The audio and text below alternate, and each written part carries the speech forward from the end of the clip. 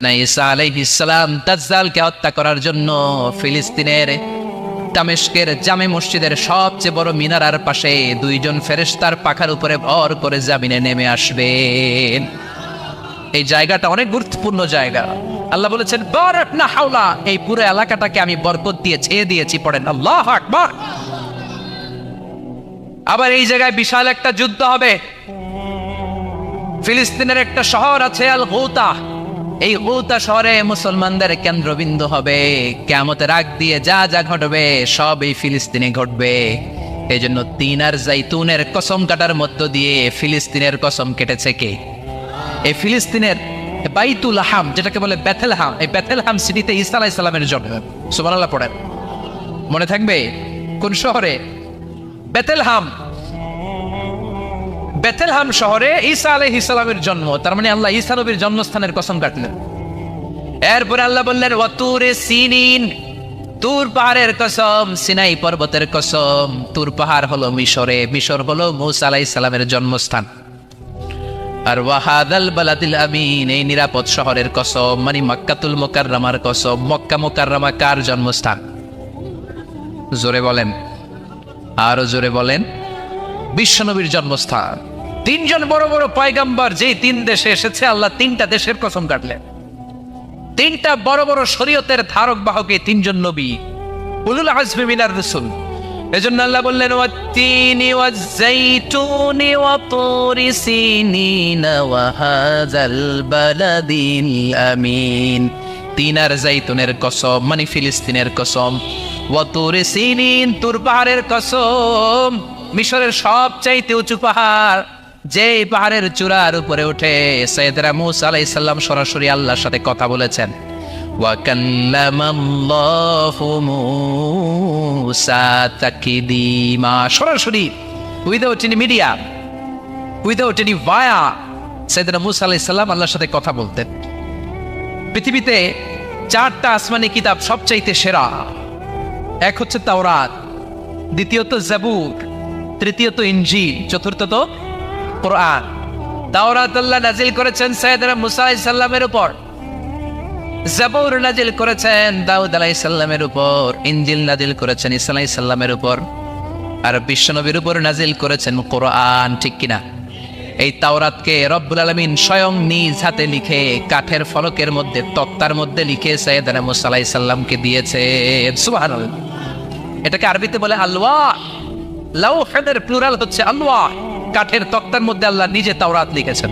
কিসের মধ্যে লিখছেন? কথা বলেন, শুনতেছেন? মনোযোগ আছে? কাঠের তক্তার মধ্যে তাওরাত লিখলেন। লিখে মূসা আলাইহিস সালামকে বললেন, মূসা ফিহি বুরহান, ফিহি হুদা, ফিহি হিদায়া।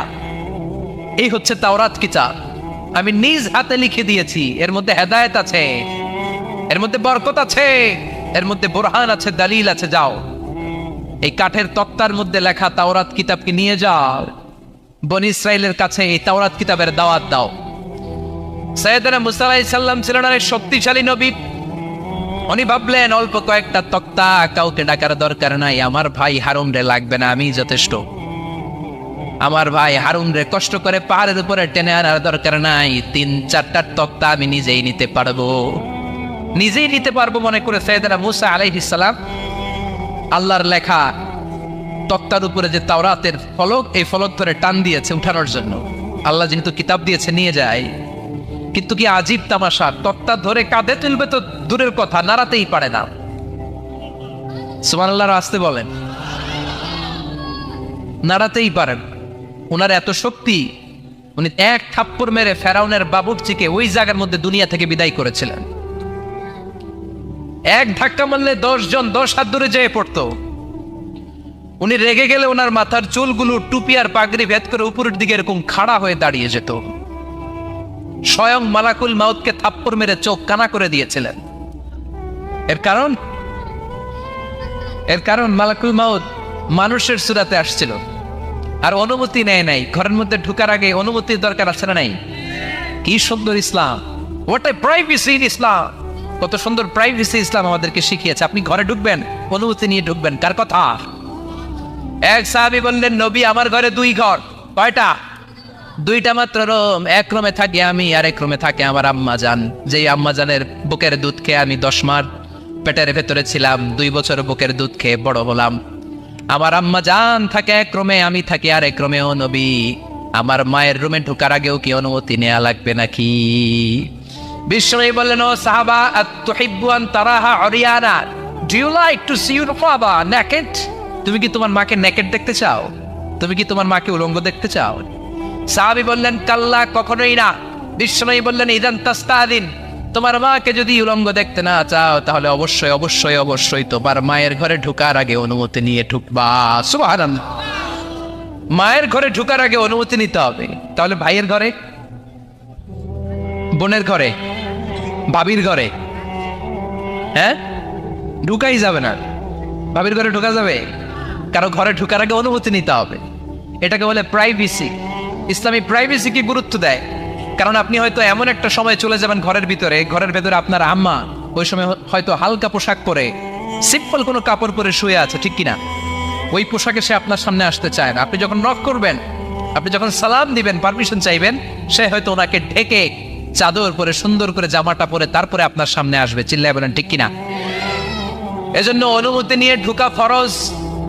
কারো ঘরে যখন যাবেন আগে সালাম দিবেন, 3 বার সালাম দিবেন। 3 বার সালাম দেওয়ার পরে যদি উত্তর না পাওয়া যায় চলে যাবেন। কার কথা মানতে রাজি আছেন তো?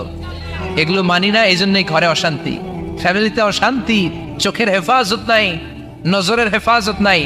এই নজরের লাগাম যদি টেনে ধরতে পারেন, ফ্যামিলির 50% সমস্যা এমনি চলে যাবে। চিল্লা এখন ঠিক কিনা? সাইয়েদনা মুসা আলাইহিস সালামের কাছে মালাকুল মাউত, মৃত্যুর ফেরেশতা, মানুষের সুরাতে এসেছিল, অনুমতি নেয় নাই, হুট করে ঘরে ঢুকছে। ঢুইকা কয়, আনা মালাকুল মাউত, আমি মৃত্যুর ফেরেশতা, জিহিতু আন আকবাদা রূহাক, আপনার রূহ কবজ করতে আসছি। মুসা আলাইহিস সালাম দেখতেছে একদম সলিমুদ্দি। মুসা নবী দেখে কি, আর সলিমুদ্দি কয় কি, আমি মালাকুল মাউত। ভেজাল আছে না নাই? সাইয়েদনা মুসা আলাইহিস সালাম দেখে দিব্যি সাধারণ মানুষ, আর সে বলে আমি তোমার রূহ কবজ করতে এসেছি। মুসা আলাইহিস সালাম রেগে গেলেন, অনেক মেজাজ জ্বলানো ছিলেন। রাগের চোটে এক থাপ্পড় দিলেন। থাপ্পড় খেয়ে মালাকুল মাউতের এক চোখ নাই। বুখারীর বর্ণনা, ফাসাক্কাহু ফাফাকু আইনা, থাপ্পড় মারলেন, চোখ শেষ। মালাকুল মাউত বাঁচার জন্য দিলেন দৌড়। এক দৌড়ে আল্লাহর আদেশে আল্লাহর আরশে চলে গেলেন। যে বলে, মাবুদ এমন নবীর কাছে পাঠিয়েছেন, আরসালতানি ইলা আবদিন লা ইউরিদুল মাউত, এমন বান্দার কাছে পাঠিয়েছে ওই বান্দা মরতে চায় না, খালি মারতে চায়। কি করতে চায়? মরতে চায় না, মারতে চায়। দেখেন কি করছে আল্লাহ। বললেন, ও মালাকুল মাউত, ভুল করছো, সালাম দাও না, অনুমতি নাও না, মানুষের সুরাতে গেছো, আর নবীও সাধারণ নবী না, মেজাজ ওলা নবী, ঠিক কিনা? চিন্তা করে লাভ নাই, আমি কথা বলবো। সাইয়েদনা মুসাকে আল্লাহ ডেকে বললেন, ও মুসা, তুমি নাকি মরতে চাও না, খালি মারতে চাও। সাইয়েদনা মুসা বলেন, না মাবুদ, আমি তো চিনি নাই, এটা যে মালাকুল মাউত আমি তো চিনি নাই, চিনলে তো তার গায়ে আমি হাত তোলার সাহস করতাম না। আল্লাহ বললেন, ও মুসা, যাও, দায়াদাকা আলা মাতনি সাউর, ওই যে একটা গাভী দেখা যায়, ষাঁড় দেখা যায়, ওই গরুর পিঠের উপরে তোমার ডান হাতটা রেখে দাও। সাইয়েদনা মুসা আলাইহিস সালাম গরুর পিঠের উপরে ডান হাত রাখলেন। আল্লাহ বললেন, মুসা, তোমার ডান হাতের নিচে গরুর যতগুলো পশম, প্রত্যেকটা পশমের বিনিময়ে তোমার 1 বছর করে হায়াত আমি বাড়িয়ে দিলাম। মরতে যখন চাও না, মারতে যখন চাও, আরো কয়েক বছর মারো, হায়াত আমি বাড়িয়ে দিলাম। মুসা আলাইহিস সালাম বললেন, আল্লাহ সুম্মা মাদা, এই হাতের নিচে গরুর যত পশম তত আমার হায়াত বেড়ে যাবে। ধরলাম হাতের নিচে 2000 পশম, 2000 বছর হায়াত বাড়িয়ে দিলেন, কিন্তু সুম্মা মাদা, 2000 বছর পরে কি হবে? আগে ওইটা কোন, ওই জামালাটা ভাঙে আগে। আল্লাহ বললেন, মুসা সুম্মাল মাউত, তারপরে তো তোমাকে মরতেই হবে, এই পৃথিবীতে আসলেই মরতে হয়। কুল্লু নাফসিন যায়িকাতুল মাউত, এই পৃথিবীতে যারা একবার আসবে তাদেরকেই মরতে হবে, ঠিক কিনা? সাইয়েদনা মুসা আলাইহিস সালাম বললেন, ফাল আনা, তাহলে আর দেরির দরকার নাই, এখনই আমাকে নিতে বলেন। সুবহানাল্লাহ। মালাকুল মাউত এসে মুসা আলাইহিস সালামের রূহ কবজ করে ফেললেন। এই মুসা আলাইহিস সালামের সাথে সরাসরি আল্লাহর কথা হতো এই তুর পাহাড়ের উপর। আর এই তুর পাহাড়ের নামে কসম কেটেছে কে? ওয়া তুরি সিনিন। আল্লাহ বললেন তিন আর জাইতুনের কসম মানে ফিলিস্তিনের কসম। ওয়া তুরি সিনিন, তুর পাহাড়ের কসম, যেই তুর পাহাড়ের উপরে আমি তাওরাত কিতাব নাজিল করেছি। তাওরাত কিতাবটাকে কাঠের ফলকের মধ্যে লিখে বললেন মুসা নিয়ে যাও। মুসা আলাইহিস সালাম নিতে পারে না। মনে আছে? মনে আছে আপনাদের না ভুলে গেছেন? মুসা আলাইহিস সালাম ধরলেন, নাড়াতে পারেন না। আর কাঁধে তুলবে তো দূরের কথা, নাড়াতেই তো পারেন। এত শক্তিশালী নবী। তাওরাতের যে আলওয়াহুত তাওরাত, তাওরাতের ফলক, এই বাণীগুলো নিয়ে বাণীবাহকের কাজ করবে, বার্তাবাহকের কাজ করবে, বনী ইসরাইলের কাছে এই পয়গাম পৌঁছে দিবে, কিন্তু তুলতেই তো পারে না। আল্লাহরে ডেকে বলে, আল্লাহ পারি না। আল্লাহ বললেন ট্রাই করো, ট্রাই এগেইন, আবার চেষ্টা করো, দেখো না পারো কিনা। হাবিল সাইয়েদনা মুসা আলাইহিস সালাম ভাবলেন এই দিক দিয়ে পারি না, ওই দিক দিয়ে ধরলে মনে হয় পারবো। এবার তক্তার ওই পাশ দিয়ে নাড়াচাড়া শুরু করছে, ওই দিক দিয়েও পারে না। এবার ভাবলেন এক কাজ করি, মাঝখান দিয়ে দেখি নাড়াতে পারে কিনা। সাইয়েদনা মুসা আলাইহিস সালাম কাঠের তক্তাগুলোর মাঝখান দিয়ে ধরলেন, টান দিলেন, কিন্তু তক্তা নড়ে, নাড়ানোই যায় না। কাঁধে তুলবে তো দূরের কথা। সাইয়েদনা মুসা আলাইহিস সালাম অপরাগ হয়ে আল্লাহর ডেকে বললেন, ও মাবুদ পারি না। আল্লাহ আসলে চাপছে মুসা যেন বলে পারি না। মুসা পারে না এটা শুনতে আল্লাহর বড় মনে চায়। সুবহানাল্লাহ কইবেন না? কারণ সব জায়গায় উনি পারে আর মারে। আজকে সাইয়েদনা মুসা আলাইহিস সালামের কণ্ঠে আল্লাহ শুনতে চায়, আল্লাহ আমি অপারগ, আমি পারি না। সাইয়েদনা মুসা আলাইহিস সালাম বলে, আল্লাহ সাইয়েদনা জিব্রাইলকে যদি বলে আমারে যদি একটু সাহায্য করে, আমার কাঁধে তুলে দিলে আমি নিয়ে বাড়িতে যাব না। সাইয়েদনা জিব্রাইলকে একটু বলেন। আল্লাহ বললেন যাও জিব্রাইল, হেল্প আউট মুসা, মুসা আলাইহিস সালামকে সাহায্য করো। এবার সাইয়েদনা মুসা আলাইহিস সালাম ধরলেন এইদিকে, সাইয়েদনা জিব্রাইল ধরলেন এইদিকে। দুইজন মিলে তাওরাত লেখা কাঠের তক্তাগুলো উঠাতে চাইলেন, কিন্তু কি আজীব তামাশা, সাইয়েদনা জিব্রাইলও পারে না। সাইয়েদনা মুসা আলাইহিস সালাম বলেন, ও ভাই জিব্রাইল চলো জায়গা চেঞ্জ করে তুমি এদিক দিয়ে ধরো, আমি ওই দিকে ধরি, আবার জোরসে টান মারো। দেশগামে কয় না জোরসে টান, এইও সিস্টেমে দুইজন মিলে টানে, কিন্তু নাড়াতেই পারে না। আগে তো হাতে নিবে, তারপরে কাঁধে তুলবে, দুইজনেও পারে না। গায়ে যত জোর আছে সাইয়েদনা মুসা আলাইহিস সালাম জোরসে টান দিলেন, যত জোর, সব জোরকে একসাথে করে তিনি টান দিয়েছেন। টানের চোটে দেহের প্রতিটা লোমকূপ থেকে ঘাম বেরোতে শুরু করেছে। টানের চোটে রক টান খেয়ে যাচ্ছে, কোমরের রক ছিঁড়ে যাওয়ার অবস্থা, কিন্তু কাঠের ফলকগুলো নাড়ানো যায়।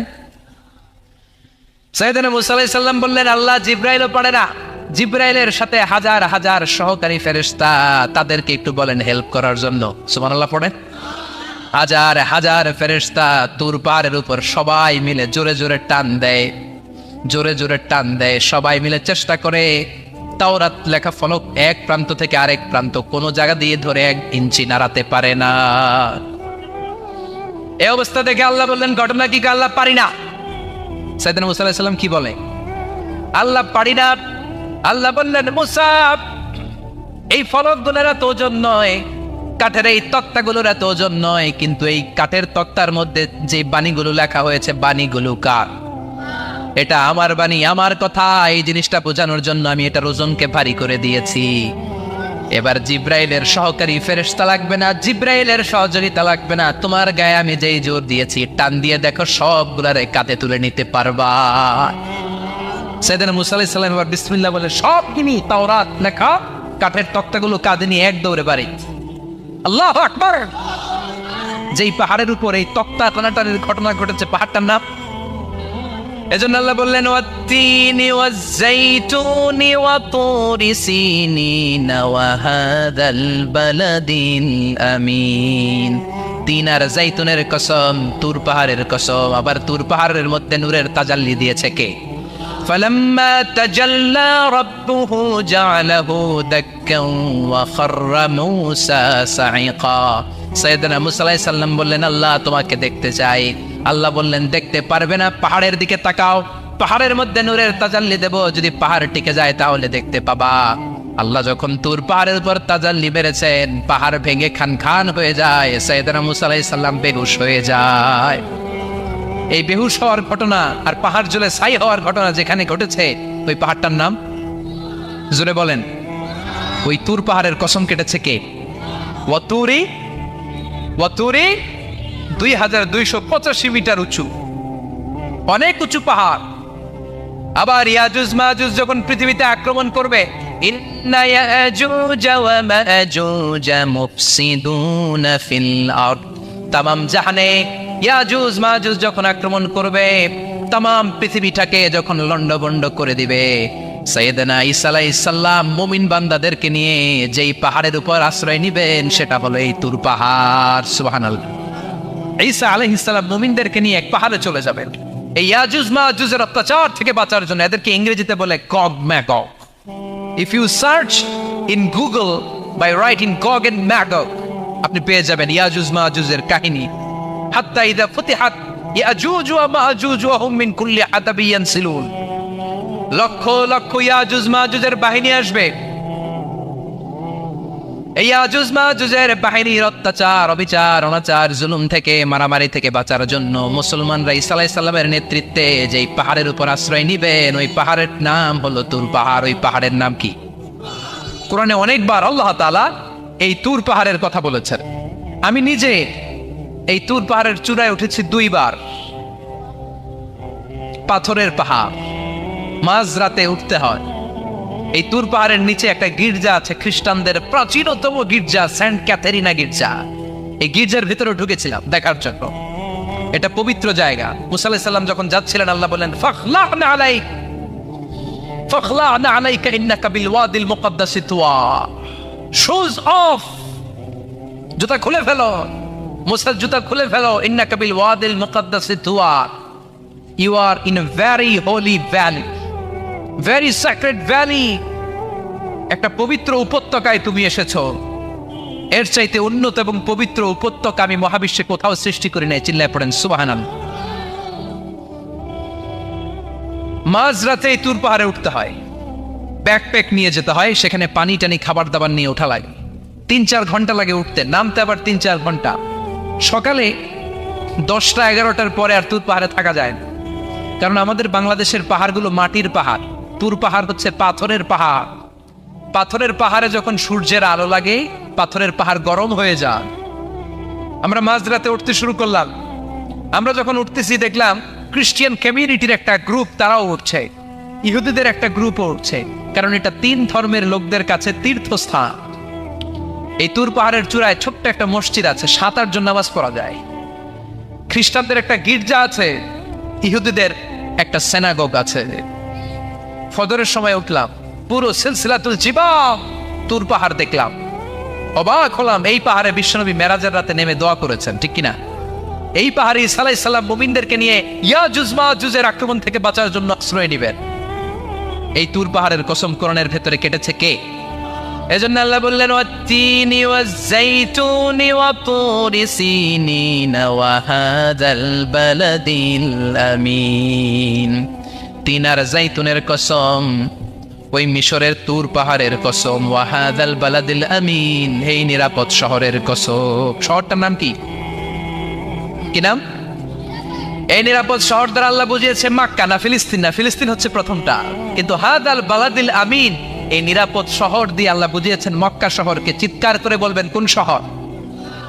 মক্কা শহর। এই মক্কা শহরের আগের নাম বাক্কা। মক্কার আগের নাম কি? জোরে বলেন, আরো জোরে। ইন্না আউওয়ালা বাইতিন উদিআ লিন-নাসি লাল্লাযী বিবাক্কাতা মুবারাকা হুদাল লিল আলামিন। নিশ্চয়ই পৃথিবীর সর্বপ্রথম ঘর যেই শহরের মধ্যে আমি আল্লাহ স্থাপন করলাম, শহরটার নাম হলো বাক্কা শহর। কি শহর? এই বাক্কা পরে চেঞ্জ হয়ে হয়েছে মক্কা। আল্লাহু আকবার। তার মানে আজকে জানলেন মক্কা শহরের আগের নাম হলো বাক্কা। আগের নাম কি? মক্কা শহরে অনেক হোটেল আছে, হোটেলের নাম ফুন্দুক বাক্কা। দেখছেন? ফুন্দুক বাক্কা মানে বাক্কা হোটেল। এই বাক্কা হচ্ছে মক্কার আগের নাম, মনে থাকবে? আল্লাহ বললেন হাযাল বালাদিল আমিন, এই নিরাপদ শহরের কসম, এই শহরের চেয়ে নিরাপদ শহর পৃথিবীর মধ্যে। ইউসাউইরুকুম ফিল আরহামি কাইফা ইয়াশা লা ইলাহা ইল্লা হুয়াল আজিজুল হাকীম। তিনি হলেন এমন সত্তা যিনি মায়ের পেটে থাকা অবস্থায় তোমাদের চেহারার ডিজাইন করে দিয়েছে। চিল্লায়া বলেন সুবহানাল্লাহ। তাহলে 4টা কসম কেটে আল্লাহ যে দামি কথাটা বললেন, লাকাদ খালাকনাল ইনসানা ফি আহসানি তাকওয়িম, সুন্দর আকৃতিতে তৈরি করেছি। এজন্য সুন্দর চেহারাটা নিয়ে যখন আয়নার সামনে দাঁড়াবেন, তখন আপনি আয়নার দোয়া পড়বেন আল্লাহুম্মা হাসসানতা খালকি ফাহসিন খুলুকি। বিশ্বনবীর চেহারা সুন্দর বেশি না কম? জোরে বলেন। চাঁদের চেয়ে সুন্দর তুমি নবী আমার কামলিওয়ালা, চাঁদের চেয়ে সুন্দর তুমি নবী আমার কামলিওয়ালা, দু জাহানের বাদশা তুমি প্যারা নবী সাল্লাল্লাহু আলা, দু জাহানের বাদশা তুমি প্যারা নবী সাল্লাল্লাহু আলা, চাঁদের চেয়ে সুন্দর তুমি নবী আমার কামলিওয়ালা। সুবহানাল্লাহ।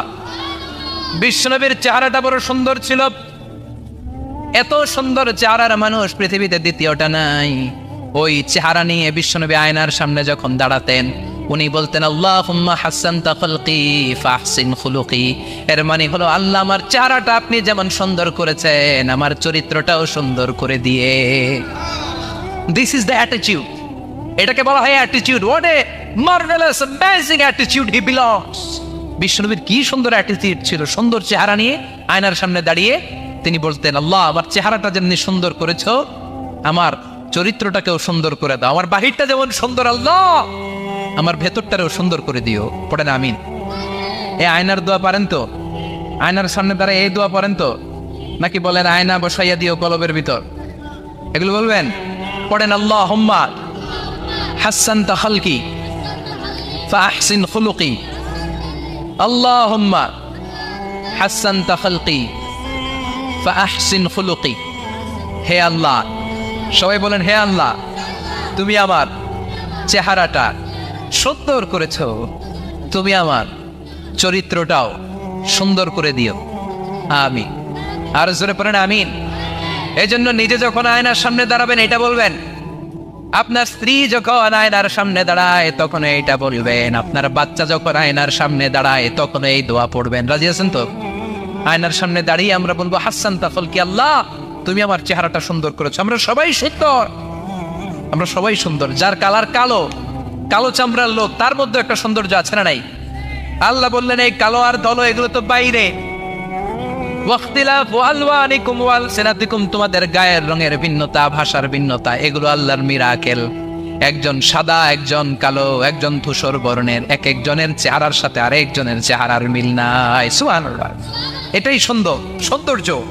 এজন্য আল্লাহ বললেন, লাকাদ খালাকনাল ইনসানা ফি আহসানি তাকওয়িম, আমি গোটা মানব জাতিকে চমৎকার একটা স্টাইল দিয়ে তৈরি করেছি। এই স্টাইলের সাথে পৃথিবীর কোনো প্রাণীর কোনো মিল থাকে না। সুবহানাল্লাহ। কি অসাধারণ আমাদের কাঠামো। আপনি যদি হিউম্যান ব্রেইন নিয়ে চিন্তা করেন, আমাদের ব্রেইনের ক্যাপাসিটি কিন্তু অনেক বেশি। এই পৃথিবীতে সবচেয়ে পাওয়ারফুল যে কম্পিউটার আবিষ্কার করা হয়েছে, এটার নাম ক্রে-1 সুপার কম্পিউটার।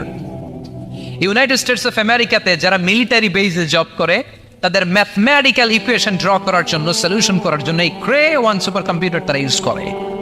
বিজ্ঞানীরা হিউম্যান ব্রেইনের ক্যাপাসিটির সাথে ওই ক্রে-1 সুপার কম্পিউটারের তুলনা করেছে। তারা তুলনা করে দেখেছে ক্রে-1 সুপার কম্পিউটারের চেয়েও আমাদের ব্রেইন শতগুণ বেশি শক্তিশালী। আমাদের হেয়ারিং সিস্টেম নিয়ে যদি আপনি গবেষণা করেন, অবাক হয়ে যান। এই যে কানের মধ্যে এখানে পেঁচানো দেখা যায়, এটা কি আল্লাহ এমনি এমনি দিছে? মা খালাকতা হাদা বাতিলা, এমনি এমনি আল্লাহ কিচ্ছু দেয় নাই।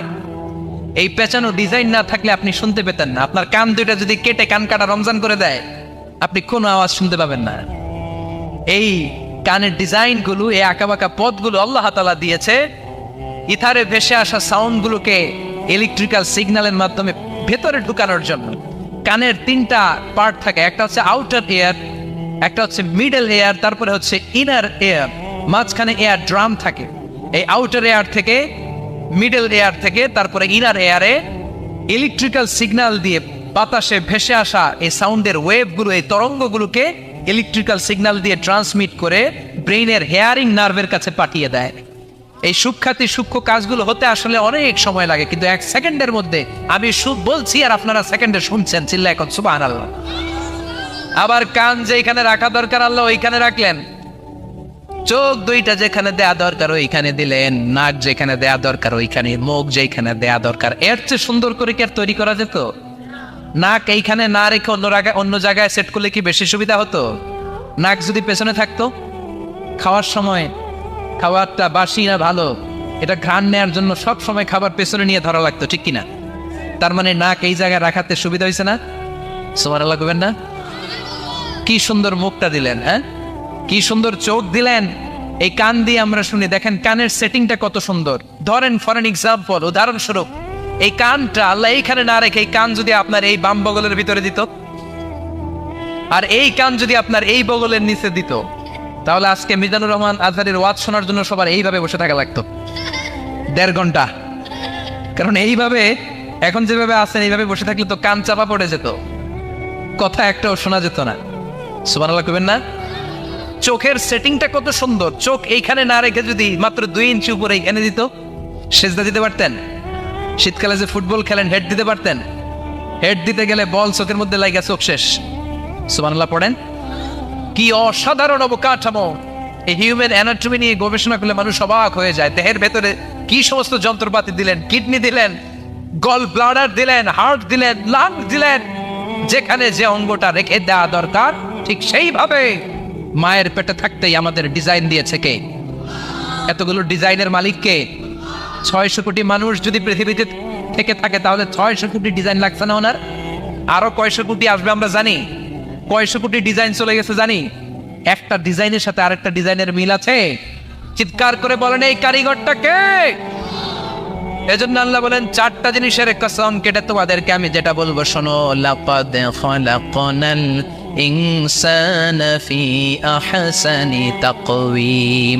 আমি মানুষের আকৃতিটা, মানুষের চেহারাটা বড্ড সুন্দর করে তৈরি করেছি। এত সুন্দর করে আল্লাহ তৈরি করেছেন, এর কোনো বাতিল নাই, কোনো বিকল্প নাই। চোখ যেমন হওয়া দরকার ঠিক তেমন।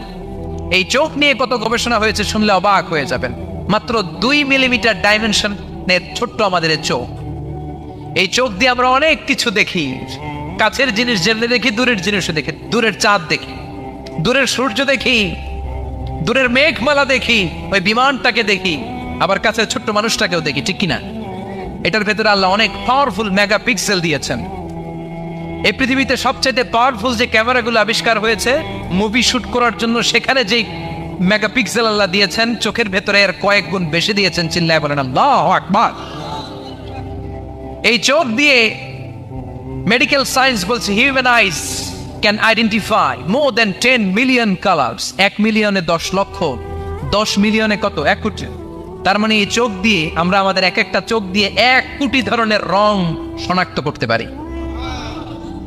এক লাল রঙের মধ্যে কত লাল, লাইট রেড, ডিপ রেড, কত ধরনের মিক্স করে কত কালার হয়, সবকিছু চোখ দিয়ে আমরা ধরতে পারি। চিল্লায় বলেন আল্লাহু আকবার।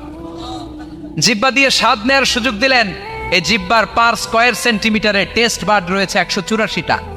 সেই হিসাবে আপনার জিহ্বার উপরিভাগ দিয়ে আপনি 10,000-এরও বেশি ধরনের খাদ্যের স্বাদ আস্বাদন করতে পারেন। চিৎকার করে পড়েন আল্লাহু আকবার। এক একটা অঙ্গ নিয়ে যদি আপনি গবেষণা করেন, কত কাজ করার সুযোগ আল্লাহ তাআলা দিয়ে দিলেন। 206টা নাকি হাড্ডির পিস রেখেছে আল্লাহ এক একটা দেহের ভিতরে। 206টা না, 206টা হাড় আছে। আমাদের প্রত্যেকের দেহের ভিতরে কয় পিস হাড্ডি? কথা কয় না? 206টা। সবচেয়ে ছোট হাড়টা আছে কানের ভেতরে। সুবহানাল্লাহ পড়েন।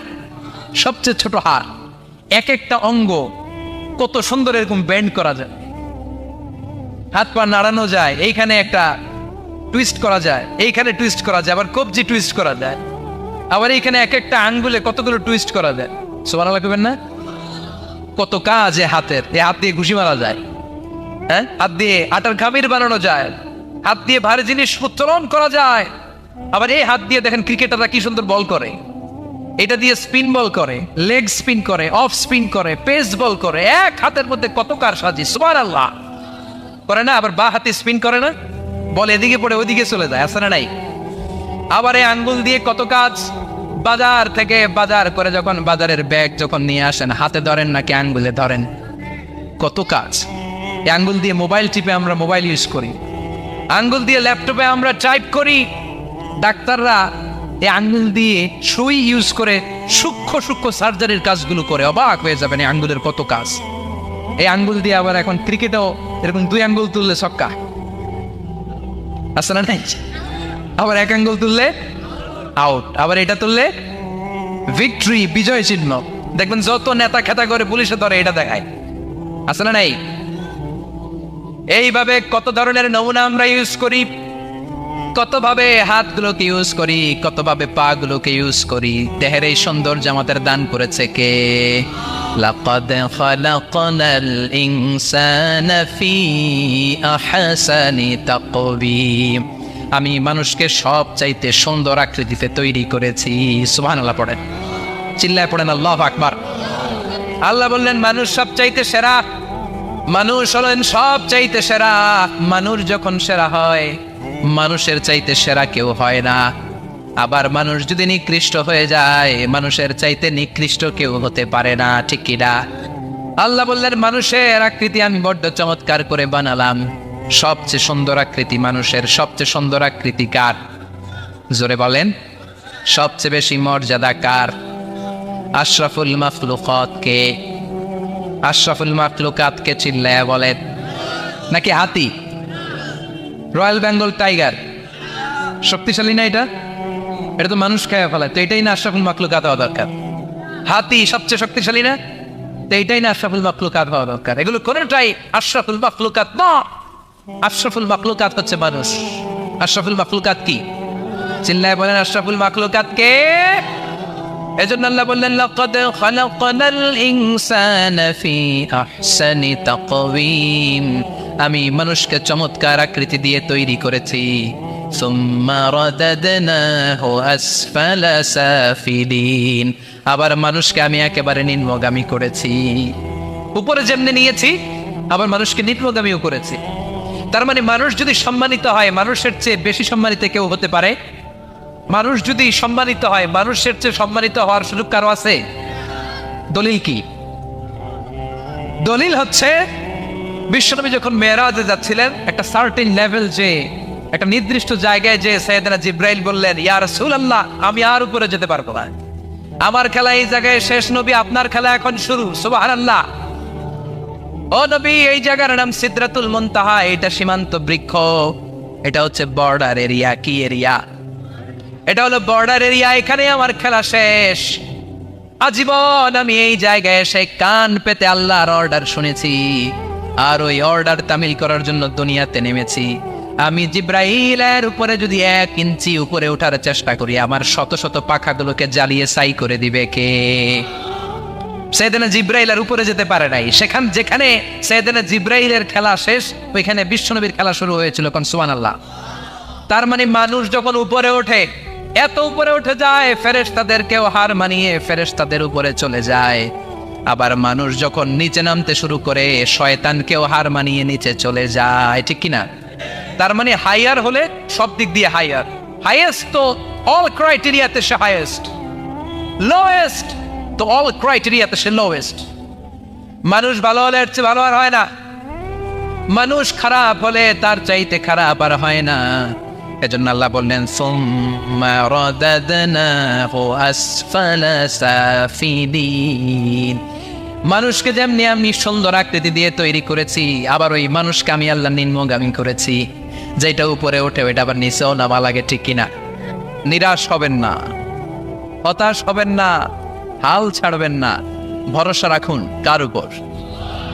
মনে থাকবে এই সূরার সেন্ট্রাল থিম বা সাবজেক্ট ম্যাটার, কেন্দ্রীয় আলোচ্য বিষয় হচ্ছে নিরাশ হওয়া যাবে না, হতাশ হওয়া যাবে না, হাল ছেড়ে দেওয়া যাবে না, ভরসা রাখতে হবে কার উপর? এজন্য আল্লাহ আলোর কথা বলেছেন। সুবহানাল্লাহ পড়েন। এই সূরা নাজিলের একটা ব্যাকগ্রাউন্ড আছে, শুনবেন? কোন প্রেক্ষাপটে নাজিল হলো শুনবেন? এই সূরাটা হচ্ছে সূরাতুদ দুহা, হচ্ছে মাক্কি সূরা। কি সূরা? সবাই কোন? মাক্কি সূরা, এবং মাক্কি যুগের একেবারে শুরুর দিকে নাজিল হওয়া সূরা। বিশ্বনবীর কাছে কোরআনের শুরুর দিকে যে সমস্ত আয়াত নাজিল হয়েছে, বিশ্বনবী প্রচার করেছেন। কারণ আল্লাহ বলেছেন বাল্লিগ মা উনজিলা ইলাইক, নবী আপনার কাছে আমি যা নাজিল করেছি প্রচার করে দেন, প্রচার করে দেন। তো যাই নাজিল হতো বিশ্বনবী প্রচার করে দিত। হঠাৎ করে কোরআন নাজিল হওয়া বন্ধ হয়ে গেল, আর নাজিল হয় না। বিশ্বনবী started to miss the revelation. কোরআনকে খুব মিস করতে লাগলেন। কিরে, কি সুন্দর জিবরাইল আসতো, কোরআন নিয়ে, ওহী নিয়ে, আসে না কেন? নাজিল হচ্ছে না কেন? এখন বিশ্বনবী কোরআন পেলে কোরআন প্রচার করত, কোরআনের আয়াতগুলো সবার সাথে শেয়ার করত। এখন নাজিলও হয় না, শেয়ারও করতে পারে, প্রচারও করতে পারে, প্রচার কার্যক্রম বন্ধ। কাফেরদের মধ্যে গুনগুন শুরু হয়ে গেল, মুহাম্মদ তোর রব তোরে ভুলে গেছে। নাউজুবিল্লাহ কইবেন না? তোমার রব তোমারে ভুলে গেছে, তোমার আল্লাহ তোমার উপর অসন্তুষ্ট হয়েছে। কোন বর্ণনায় এসেছে 15 দিন, কোন বর্ণনায় 1 মাস, কোন বর্ণনায় 3 মাস, কোন বর্ণনায় 6 মাস ওহী নাজিল বন্ধ ছিল। বিষ্ণুনবী ওহীকে মিস করতে লাগলেন। ঘটনা কি? ওহী নাজিল হয় না কেন? আমি এখন কি প্রচার করব? বিশ্বনবী আর কিছুই প্রচার করতে পারছেন না, নাজিলও হয় না, উনিও প্রচার করতে পারেন না। কারণ বিশ্বনবী তো মন গড়া কিছু বলেন না।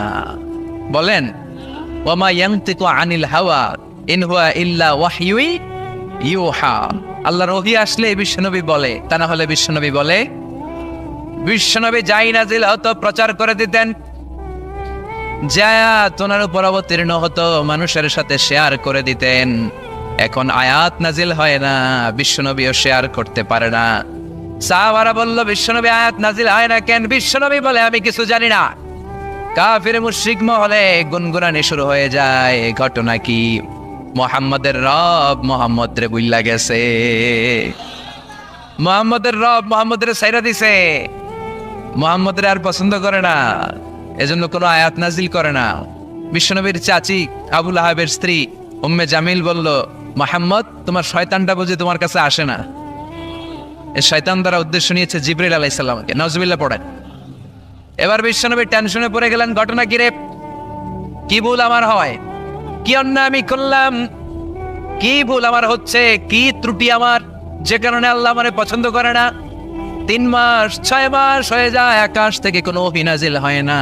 কি আমি করলাম? আমার মনে হয় আমার কোনো ভুল হয়েছে, আমার কোনো ত্রুটি হয়েছে, অন্যায় হয়েছে, যে কারণে আমার আল্লাহ আমারে পছন্দ করে না। মাঝে মাঝে আমাদের জীবনে এরকম হতাশা আছে না নাই? কিরে, আমি এত দোয়া করি কবুল হয় না কেন? আমার জীবনে এত দুঃখ কেন? আমার জীবনে এত কষ্ট কেন? আমার জীবনে তো ভালো কিছু হয় না। সবাই হুর হুর করে এগিয়ে যায়, কত সুন্দর ক্যারিয়ার, বিসিএস হয়ে যায়, সরকারি জব হয়ে যায়, ব্যবসায় লালে লাল, আমার তো কিছু হয় না, আমার কিচ্ছু হলো না। এরকম হতাশা আছে না নাই? এই সূরা আপনাকে শিখাতে চায়, don't be sad, don't be frustrated, don't be upset. Upset হয় না, হতাশ হয় না, ভরসা রাখো কার উপর? আজীবন হতাশাগ্রস্ত মানুষের জন্য এই সূরাটা একটা আলোকবর্তিকা আর মশাল হয়ে কাজ করবে। সুবহানাল্লাহ পড়েন। মোটিভেশনাল সূরা। আল্লাহু আকবার। বিশ্বনবী চিন্তায় পড়ে গেলেন, মনে হয় ভুল হয়েছে। কেন ওহী আসে না? কি আমার অপরাধ? কেন কোরআনের আয়াত নাজিল হয় না? কেন আল্লাহ ওহী পাঠায় না? বিশ্বনবী যখন চিন্তিত, বিশ্বনবী যখন হতাশ, তখন আল্লাহ নাজিল করলেন ওয়াত